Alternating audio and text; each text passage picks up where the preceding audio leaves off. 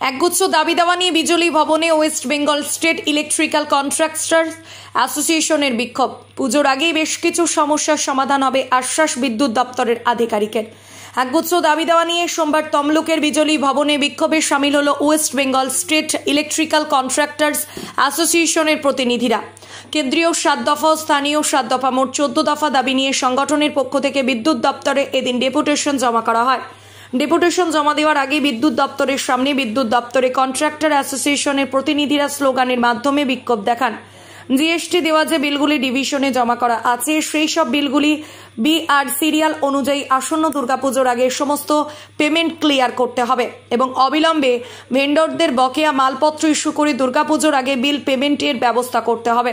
পাশাপাশি রমজান, নরওয়েস্টার জেনারেল লোকসভা নির্বাচনে নাইট সার্ভিসের অর্ডার এবং পেমেন্ট করার দাবি সহ মোট 14 দফা দাবি নিয়ে পূর্ব মেদিনীপুর রিজিওনাল ম্যানেজারের নিকট ডেপুটেশন জমা করা হয়। তবে 14 দফা দাবির মধ্যে বেশ কিছু সমস্যা পুজোর আগেই মিটিয়ে দেওয়া হবে এমনটাই জানান Purba Medinipur regional manager Ranjit Kumar Mondal. Bureau report, RK news. Kanchan Kumar Maiti, আমি জেলা প্রেসিডেন্ট WBCC এর। কি সমস্যার কারণে আজকে সমস্যা হচ্ছে আমাদের সেন্ট্রাল কেন্দ্রীয় কমিটির থেকে আজকে এই ডেপুটেশন সারা পশ্চিমবঙ্গ রাজ্যব্যাপী চলছে। এটা মূলত কারণ হচ্ছে WBCDCL ঠিকাদারদের দিয়ে কাজ করিয়ে নিচ্ছে, কিন্তু তাদের দেওয়া মালপত্র সময় মতো দিচ্ছে না, বিল ঢুকানো যাচ্ছে না, যার ফলে কন্ট্রাক্টররা ফিনান্সিয়ালি খুবই রুইন হয়ে পড়ছে।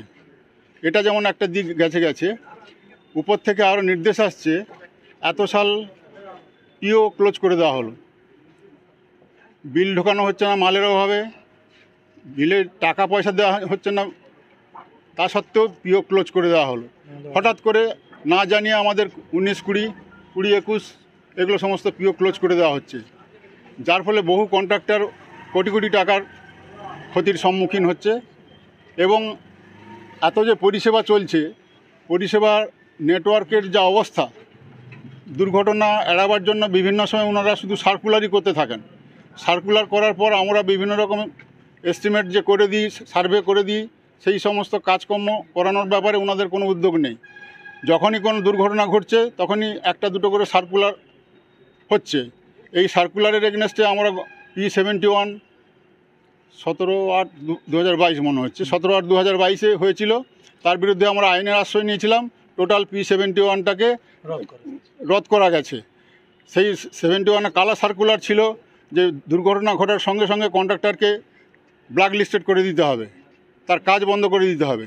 এই যে অমানবিক অত্যাচার চলছে কন্ট্রাক্টরদের উপরে, এ সমস্ত প্রতিবাদ। শুধু তাই নয়, এই 2024 লোকসভার যে ইলেকশনের একদিন আগে আমাদের এসে হঠাৎ জরুরি মিটিং ডেকে বললো 4 দিনের মধ্যে অর্ডার দেওয়া হবে, পেমেন্ট দেওয়া হবে, আপনারা প্রত্যেকটা বুথে জেনারেটর দেন। আমাদের কোনো সদস্য 70টা 80টা করে জেনারেটর হাই রেটে নিয়ে এসে দিয়ে আজকে ইলেকশন কত মাস হয়ে গেছে আপনারা জানেন, এখনও পর্যন্ত কোনো অর্ডার নেই, রেট নেই।